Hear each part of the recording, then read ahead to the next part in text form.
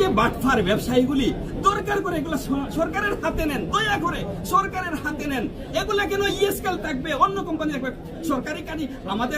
আমাদের শিক্ষিত সমাজগুলি বাংলাদেশে বসে বসে চাকরি নাই, বিসিএস ক্যাডার ভাই এখানে 10 জন লোক দেন, ভালো শিক্ষিত অ্যাডভান্টেজ 10 জন লোক দেন, বিশ্বাস করেন প্রত্যেক দিন 1000 থেকে 1500 লোকের ফিঙ্গারিং করে দেওয়া সম্ভব, মাত্র 10 জন লোক দেন।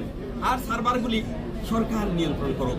এই যে সার্ভার থাকে ভাই, একটা অনলাইনে নাম্বার নিতে গেলে 200 রিঙ্গিত লাগে। পৃথিবীর কোথায় আছি আমরা? 200 রিঙ্গিত, বাংলার 6 থেকে 7,000 টাকা। কেন রে ভাই? একটা মানুষ বেতন পায় কত? আর যদি তার সিরিয়াল নিতে হয় 200 রিঙ্গিত দিয়ে, 220 রিঙ্গিত, কোনো সময় 230 রিঙ্গিত।